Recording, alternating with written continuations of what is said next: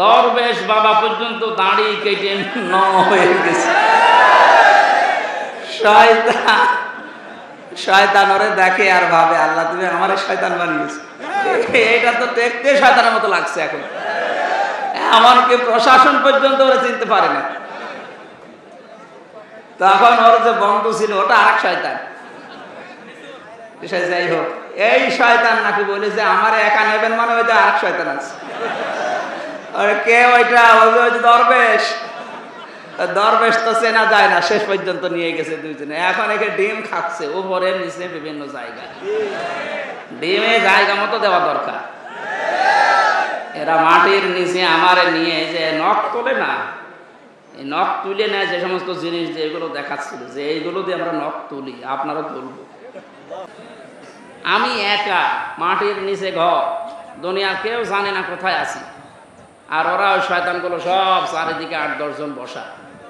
ও চেহারা দেখার তো কায়দা নেই, মাঝে মাঝে চোখ খুলে দিত, একটু দেখতাম যে এটা টাটকা সব শয়তান বসে আছে। এদের নামে এখন 1টা 2টা 50টা, যেমন আমারে বলেছিল এদের নামে 500 করে মামলা দেওয়া দরকার। শয়তানরা আমার টেনে বস। আমরা বেশি করব না, ওই না কততুম ফাকিবু বিমিসলি মা উকিবতুম বি। আল্লাহ বলেন যতটুকু ওরা নিয়েছে অতটুকু প্রতিশোধ নাও। এতটুকুও যদি যা করেছেন 17 বছরে, যদি এতটুকু করা হয় টিকতে পারবেন না। তারপরও আমাদের যিনি দায়িত্বে আছেন আমিরে জামাত, আমাদের মাথার মনি যিনি ডাক্তার শফিকুর রহমান, ভদ্রলোকের সাথে আমিও 4 দিন ছিলাম জেলখানা কাশিমপুর কেন্দ্রীয় কারাগারে। লোকটার আচরণ ব্যবহার দেখেছিলাম।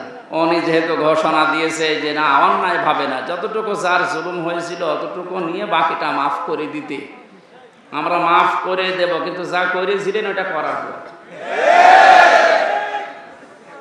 কারণ একেবারে যদি বাবা শাহজালাল সব হালাল এটা করে দে, তো শয়তানরা আবার মাজা তুলে দাঁড়িয়ে আবার আমাদের কষ্ট দেবে।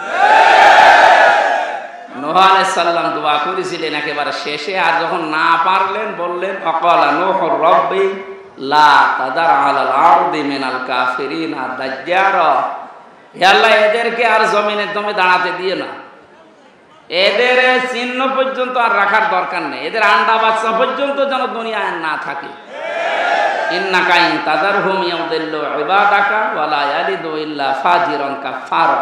কারণ এই শয়তান যেটা জন্ম দেবে ওইটা আরেক শয়তান হবে। এই জন্য বলছি, আল্লাহ রাব্বুল আলামিন নবী যখন দোয়া করতে পেরেছিলেন, আমরা তো সাধারণ মানুষ, ওনাদের মতো ইমান, তারপর ওনারা বরদোয়া দিয়েছে যে আল্লাহ একটা আন্ডা বাচ্চা পর্যন্ত যেন না থাকে, কারণ থাকলে সেটা শয়তান হবে, ও যেটা জন্মাবে সেটা আরেক শয়তান হবে। ওই দিকে তাকিয়ে বরদোয়া করছি। আপনি যা করেছিলেন ওইটার হিসাব এখন কিন্তু আপনাকে দেওয়া লাগবে। সম্মানিত যশোরবাসী, যারা নিষেধ করতো এই 144 ধারা দিয়ে, আজ তারা কোথায় হারিয়ে গেছে। কত কায়দায় পালানোর চেষ্টা চালাচ্ছে, জনগণ পালাতে দিচ্ছে। দরবেশ বাবা পর্যন্ত দাড়ি কেটে হয়ে গেছে। শয়তান ওরে দেখে আর ভাবে, আল্লাহ তুমি আমারে শয়তান বানিয়েছো। এটা তো দেখতে শয়তানের মতো লাগছে এখন, এমনকি প্রশাসন পর্যন্ত ওরা চিনতে পারে না।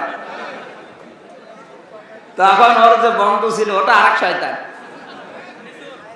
যাই হোক, এই শয়তান নাকি বলে যে আমার একা নেবেন, মানে ওইটা আরেক শয়তান আছে। কে ওইটা? ওই দরবেশ। দরবেশ তো চেনা যায় না, শেষ পর্যন্ত নিয়ে গেছে দুইজনে। এখন একে ডিম খাচ্ছে উপরে নিচে বিভিন্ন জায়গায়। ডিমে জায়গা মতো দেওয়া দরকার। এরা মাটির নিচে আমারে নিয়ে যে নখ তোলে না, এই নখ তুলে নেয় যে সমস্ত জিনিস, যে এগুলো দেখাচ্ছিল যে এইগুলো দিয়ে আমরা নখ তুলি, আপনারা তুলবো।